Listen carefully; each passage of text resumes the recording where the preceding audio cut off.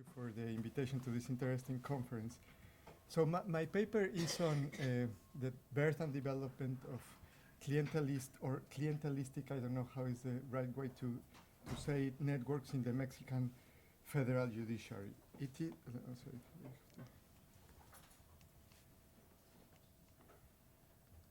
Okay.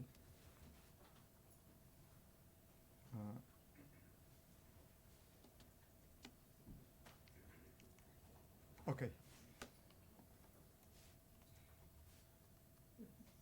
Nancy, can you help me?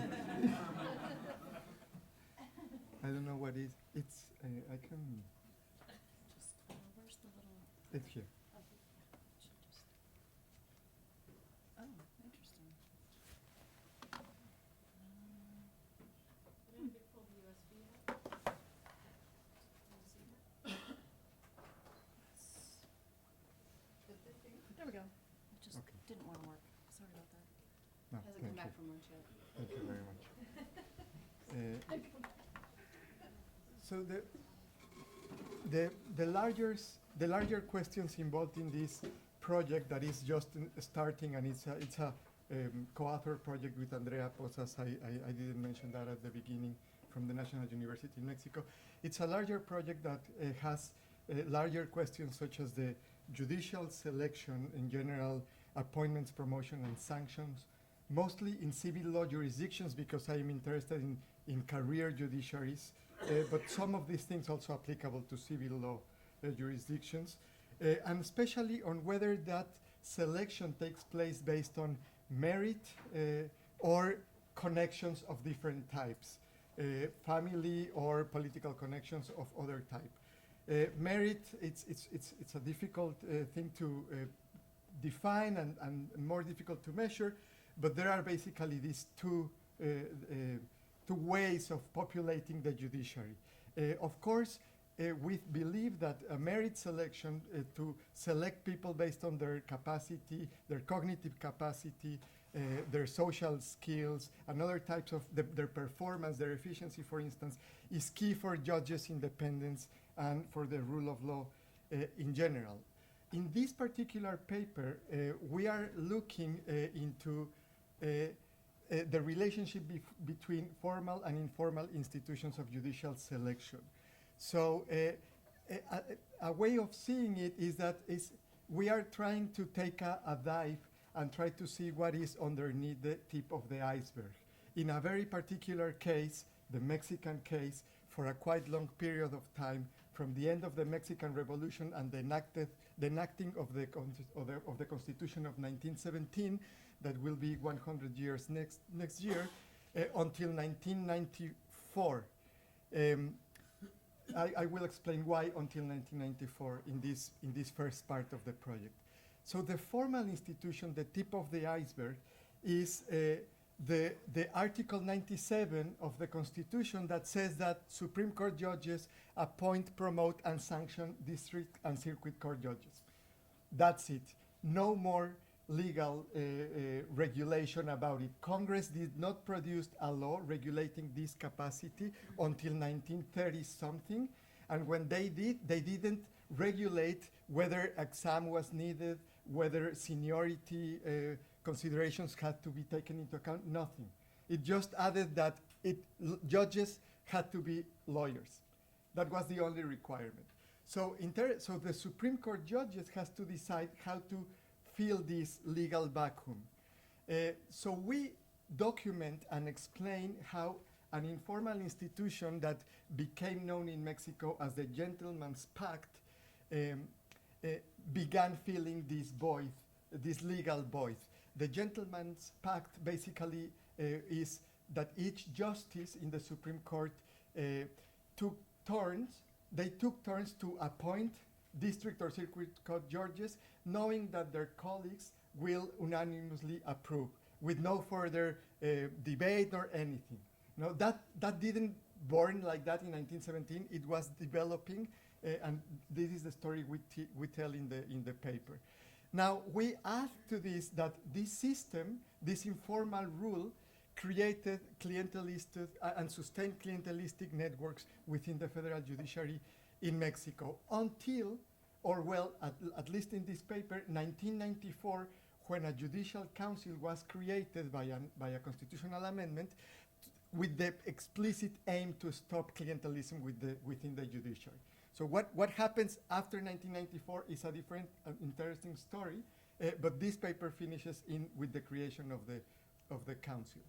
So just to tell you how this worked, in Mexico, the Supreme Court judges are appointed politically by, as in the U.S., executive proposes a candidate, the Senate ratifies the nomination. So presidents appointed different judges with different justices, but of course, when lower court judges have to be selected, each justice, like the orange justice, appointed orange lower court judges, the green one the same, and the blue one the same. Promotions also took place with these taking turns in formal institutions. So the blue judge promoted whenever there was a vacancy in the circuit level, his blue judge. Over time, the Mexican judiciary was filled with these differently colored judges that followed the colors of Supreme Court judges. And we argue this created clientelist networks within the judiciary. If you talk to lawyers in Mexico about this period, they say, yeah, each justice used to have his corral, like his farmyard of justice. And this is actually like a very specific feature of networks, no? That is directed ties from Supreme Court judges to lower court judges. Over time, these lower court judges also related themselves in other ways. For instance, the judges from Chiapas or Nuevo León or a different state know each other, and they work as a group together with his justice as the mentor of this crowd. These are clientelistic relationships, right? I mean, they meet all the features that a clientelistic relationship has to have. They are face-to-face personal interactions between Supreme and lower court judges. They are contingent relationships. There is exchange of course, office in exchange for loyalty. I will talk more about this in a second. They are hierarchic and they are iterative, especially because the career of this district court judge was overseen by his mentor in the court, so his or her promotions depended on that Supreme Court justice. But over this period, things changed. There is a first period in which a kind of virtuous clientelism took place, at least according to some accounts, and we don't have yet the data to see if this is true. But the idea is that because there were so few federal judges in Mexico until 75, the pool of judges who were appointed to lower courts came basically from within the judiciary. They were the justices' students, their clerks, their notaries, and other officials in the court. And therefore, it was very easy to monitor them. There were few, and the positive exchanges in the relationship prevailed over the negative ones. So, for instance, Supreme Court judges got a good reputation for appointing their better students to lower courts. There was a process of learning and reproduction and stability of the craft of judging, and of course of the corporation of the judiciary. And in a sense, this would be like a mentorship model. It's clientelistic, but it's good. No, it's like the mentors who have their students, their pupils. Things changed in 1976. So this figure shows the number in law of judges of first instance, that is this dotted blue line, magistrates of circuit courts, and this green line is Supreme Court judges. So by 1975, there were 200 federal judges. So 100 district court judges and 100 magistrates of circuit courts. 100 district, 100 circuit. But after that, 1976, there there is an exponential increase in the number of, this is an interesting feature, of circuit court judges. The number of, in Mexico, because we can talk about why is that the case, but we have, it's not a pyramid, the federal judiciary, it's like Pair.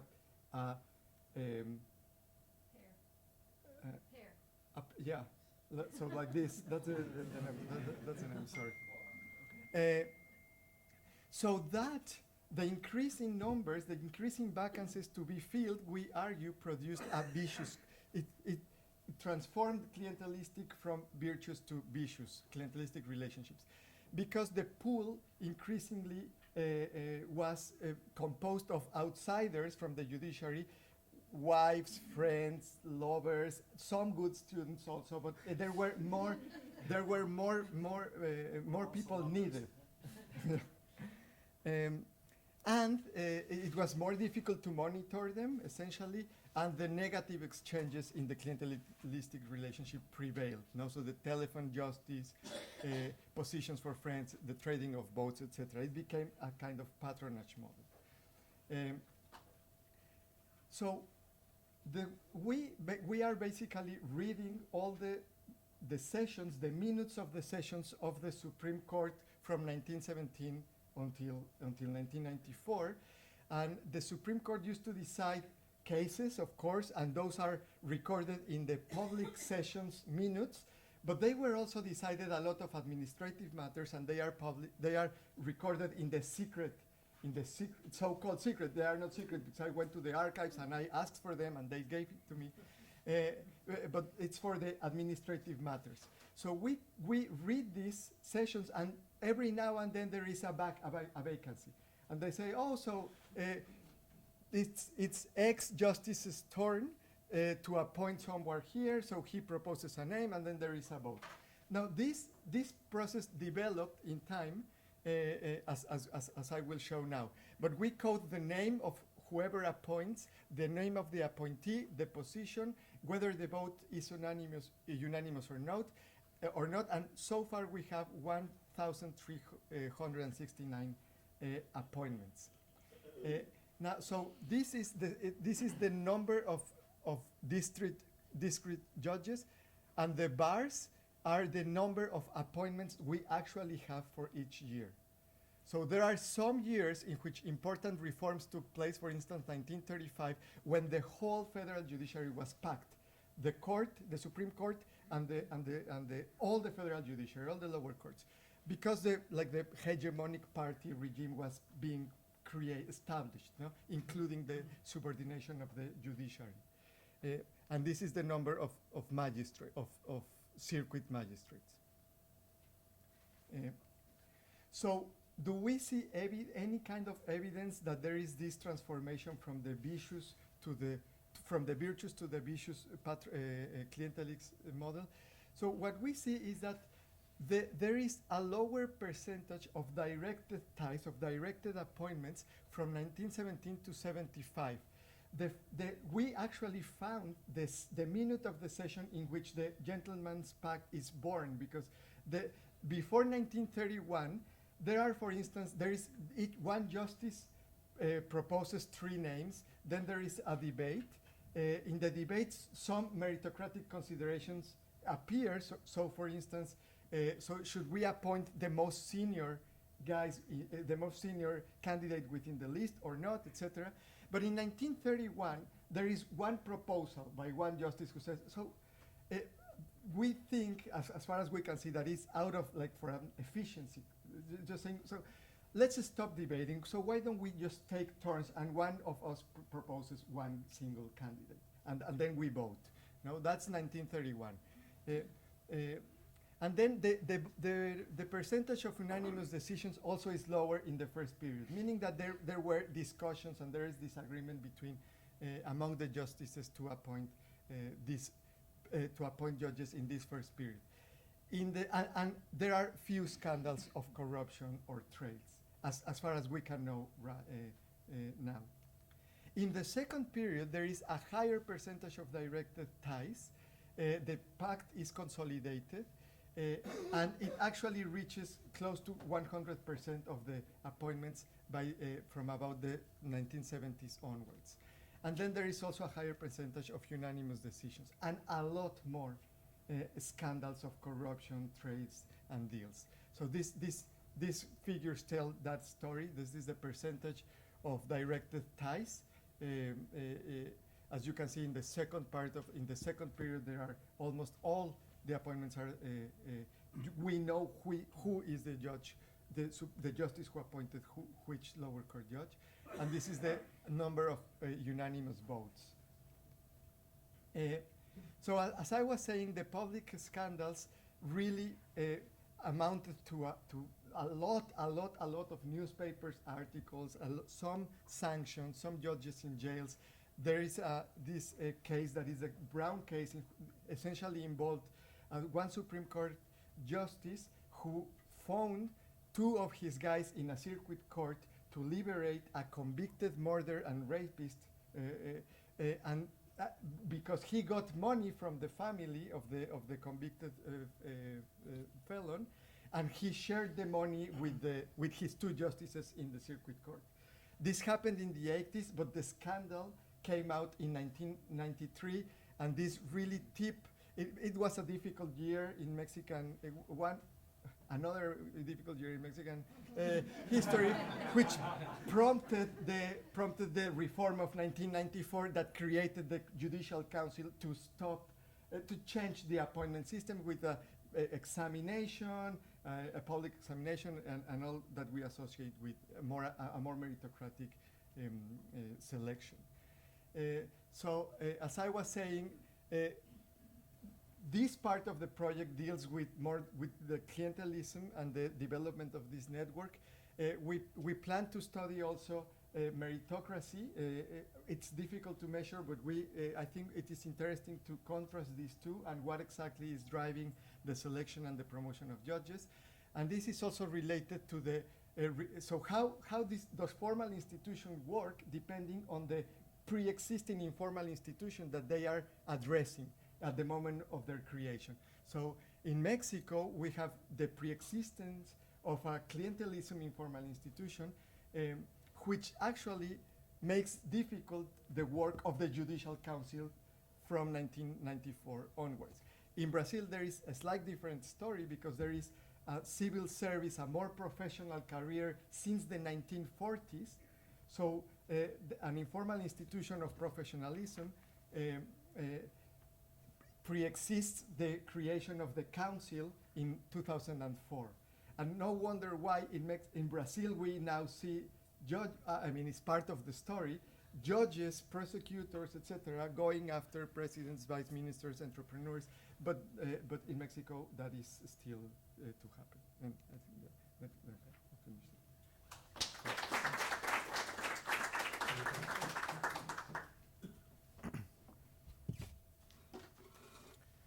Thank you very much, Julio. I'm going to provide very brief comments on this very interesting paper. First of all, I think this is a really interesting paper. I really like the idea of the paper. Just from a very narrow perspective to obviously understand the changes in the Judicial Council, but from a broader perspective to really understand just how informal institutions can have long-lasting effects, right? So how this institution may still operate after judicial councils are built and so on, and they still can drive some of the behavior and have important consequences for judicial independence. So to me, this is a very interesting piece, and the more you can investigate on how these informal institutions actually operate and how just they can permeate to formal arrangement, I think that's extremely interesting, which is what you were mentioning in the conclusion and which from a policy perspective is still very relevant in Mexico. We know that that judicial independence is not still something that we can claim, even though there have been huge advances. Just in the specifics of the paper, I think that something short that will be useful for understanding just how these networks operate and how these informal institutions operate is to understanding the benefits of these clientelistic networks. So you mentioned in the paper a little bit just in passing just and you put it as well in the presentation, just trying to perhaps influence decisions or something like that. But I think it will be interesting at least to have a case, an example, or something like that to really to really understand how that happens, just how the influence happens over time as well. So just after the appointment, so just how often or how frequently it happened that just the Supreme Court judge was calling for what benefit and what was the exchange that happened afterwards. Was it only simply for decisions? What is it simply that was related to the broader legal profession and so on? And I think that would be something quite interesting. I mean, just which is something closely related, just besides the story, to really understand the change that you mentioned from the positive cycle to the negative cycle is to look at the outcomes, any kind of outcome variable that you could have. I mean, you mentioned corruption, that there was more corruption afterwards. Can you actually document, produce some data that can evidence that? You mentioned that you were going to do, and I think this is a very interesting story, just to produce data on inputs, which is, for instance, the merits versus just simply appointing some, just anything that you can provide to support this story beyond just simply the mechanism, but just understanding the outcomes in any way. I understand how difficult this is. So I think it will benefit the paper enormously. Then you mainly look at appointments, but I wonder whether there are other things. I mean, that you can look at, whether you can look at promotions or sanctions or any other thing that just besides appointment. Appointment is something that happens once, but obviously something just for an informal institution. It's also important that sanctions are enforced whenever someone actually deviates just from the ideal behavior. So then I mean, I was curious a little bit about just this difference that you mentioned on mentorship, on the mentorship model versus the patronage model. And I think, I mean, the story is, or another way to see this is like a principal agent problem, just so the way that you look at this, just because monitoring is part of the story that you have. So we can think about this as a principal agent problem. But I would like to understand perhaps the incentives of both, of the justices and just in this case the principal and the agents, just because this is a story in which suddenly you cannot monitor the agent, so then the agent is going to deviate from the incentives of the principal. So just that makes sense. Just but if that's the case, we need to understand very well just what are the incentives of the justices and what were the incentives of the judges and what were the incentives to deviate. I mean, maybe part of the problem, as you mentioned, is selection. I think showing evidence on that.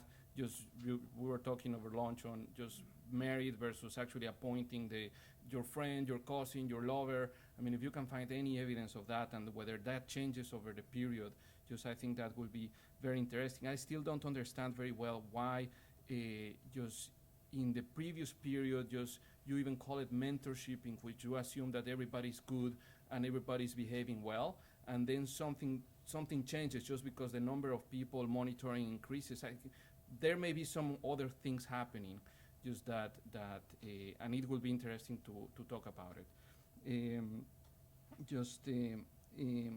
probably I'm going to stop there and open for questions.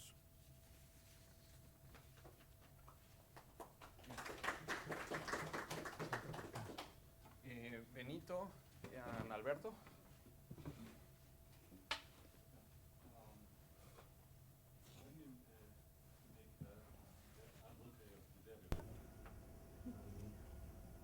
In your presentation, you seem to be to consider that the system of patronage is necessarily bad.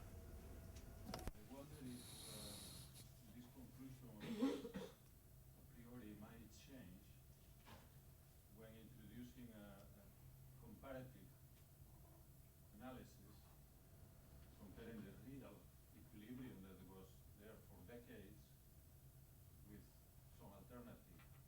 And the alternative cannot be the implicit, idealized view of full independence. I'm thinking about this because what we have been seeing in my country, in Spain, also as a consequence of the economic crisis, has been a substantial increase in judicial activism. And to the point that I am right now organizing a roundtable on judicial populism in a couple of weeks. And, from a certain perspective, I think that I myself, 15 years ago, would have very much thought that our judicial system appointments with, well, it's not, but it's more like the system you seem to have now in Mexico, no? But the evolution of this system with the crisis, which in a sense can be read as more independence for the judicial decisions, given that with this additional independence, the decisions might be probably worse. There are plenty of populist decisions. I mean, they are, the judges deciding with more independence, but it seems that all of them are communists. Therefore, imagine, no, as an extreme, imagine that you have very independent judges, but they are, well, to simplify, they are communists. No, they are independent and they are very competent. They are the best CVs in the, but that's not. Therefore, this patronage may choose well, and one could imagine also in the spirit of North Wallis Weingast and I don't know this equilibrium of different interests represented in the society, and one may wonder, well, in certain environments this might provide stability. What is the trade-off? What is the, who knows? Alberto? Yes, Calleros from Stanford, and I think this is fantastic, Julio. I have a question which is very related to this issue of patronage, and specifically the way I would frame it is about patronage versus clientelism. So you labeled everything as clientelism, but there's two distinguishing traits that I think are important to figure out whether this is really clientelism. One is that in some ways the security of tenure, as people go up and climb, if it is reversible, if they can be removed, that looks more like clientelism. And patronage systems, when there's civil service and whatever, they have more permanence. The only thing that the literature on clientelism did a lot in the 70s was really think about this problem of asymmetry. How asymmetric is this relationship? It's not just hierarchical, it's also, with a very big imbalance in power. So I would really want to know something about, do we ever see these appointees ruling against the jurisprudence that has been created by their, that kind of indicators of, do they have a little bit of power or no power at all? And the second just little thing is just a comment. I'm not sure if I'm right, but you might have some better insight about this. But Eric mentioned this problem of transition, that we are very bad, that Frank has, pushes us always to think about what produces transition. It strikes me that the 70s, 74, 76 is the one election where the PRI runs unopposed. There's no candidate running for the presidency. So it's the peak of the hegemonic authoritarian system. And 94, in my mind, is actually the first democratic election. The PRI happens to win, but it is a democratic election. So it's just the hypothesis of the transitional moment of this story. You want to answer? Yes, thank you very much.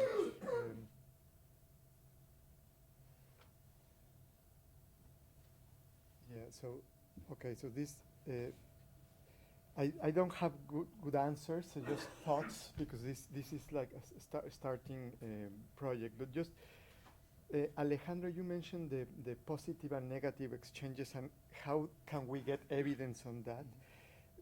One interesting thing is that judges were in charge of also overseeing the lower court. Justices were in charge of overseeing the lower courts, and they also took turns to go to certain districts. Over time, they went to see the districts where and circuits where most of their people were appointed. So we can see if there is change in whether in these visits, they call them visitadurias, some judges are punished more often than others, for instance, to see if they punished less the ones that they appointed. So what we have thought about that. And also we are trying to get some data on outcomes, no? The rates to disposition of cases. There are like back to I think the 1970s that some good data on that, but we're still collecting it. Complaints in the sessions they discussed complaints about judges or lower court judges. So we are recording the names of those judges who receive complaints. That has problems because sometimes the losers in cases just complain to see if they get something, but we are getting that and sanctions also. So as I mentioned, so we are trying to see that. One interesting other thing that is happening that you asked, in addition to the change in positions in the change in the number of positions to be filled, is the political environment, not just as Alberto was suggesting. And yeah, so I told the story of the links between Supreme Court judges and lower court judges, but there are of course the links between Supreme Court judges and the political elites. And that changes because the PRI is changing, and there is one situation until the 30s, then from the 30s to the 70s, and then from the 70s to the 90s. So we have to think how we incorporate this. So in that framework, the Supreme Court judges would be the brokers in the network language. So they will be the brokers between the political elites and the entrepreneurial elites and the lower court judges. So they will be able to get things for their clients from their to their patrons from their clients, and they are the patrons of these lower court judges. So yeah, we need to incorporate that. There are some examples of lower court judges deciding against what the Supreme Court wants. In the 60s, I don't know in the 30s. That's more difficult because in the first period, they were deciding against the agrarian reform. They were deciding against the army. But then in 35, Cárdenas just closes the Supreme Court and the federal judiciary and then packs it. So then jurisprudence really changes across different areas in the 1930s. But then in the 50s, 60s, you start seeing lower court judges deciding against what the political elites and the Supreme Court wants. For instance, in cases of this crime of civil dissolution, I mean, it was an authoritarian regime. They didn't want the people to demonstrate. There was a crime of civil dissolution. Some judges were taking people out of jail, and the Supreme Court just sanctioned those judges and expelled them from the judiciary. And the same with the expropriation of the banks in the 80s. There are some judges who are deciding against the expropriation of the banks, and the Supreme Court then punishes those judges, take them out of the judiciary, and then the expropriation is legalized in a way. And just finally, with regard to Benito, it's a very interesting question. So for me, the case of Brazil is very interesting to get at the point that you are mentioning, because they developed this informal institution of professionalism. They were very highly independent, not only the judges, but also the prosecutors, the federal police now. And when the Judicial Council is created, it is created with the explicit aim of increasing accountability, because they were thought to be too independent. So the balance in Brazil is different. The pre-existing institution is different, and the Judicial Council tries to organize, moderate, increase the accountability of the judges. So I think it depends on the particular pattern in the country. Okay, so let's take just sorry. one last question. Barry, you had a question. Just one question, and we finish. Yeah, I was. You take in your presentation, you take an internalist perspective in the sense that it's focusing on the judiciary and what are the changes in the judiciary and that sort of thing. Whereas there's also an extra judiciary perspective, which in your comments you've taken. So your stories about the 1930s, about the 1960s, that's much more externalist in the sense that you're relating what's going on inside the judiciary to what's going on outside. And you're talking about brokers, the theoretical concept of brokers is that. So a couple points. One, following Alberto's comments about the jurisprudence. In what ways? So why 1975? What's going on in the larger political system? I would presume that it's not random that this is occurring, and it's not wholly internalist that this change is occurring. And so what's going on in the system, and what are the jurisprudential implications of what the change in behavior are? You know, and does that in any way correspond to what happened in 1975? And then, of course, so on and so forth. Very quickly, just go ahead.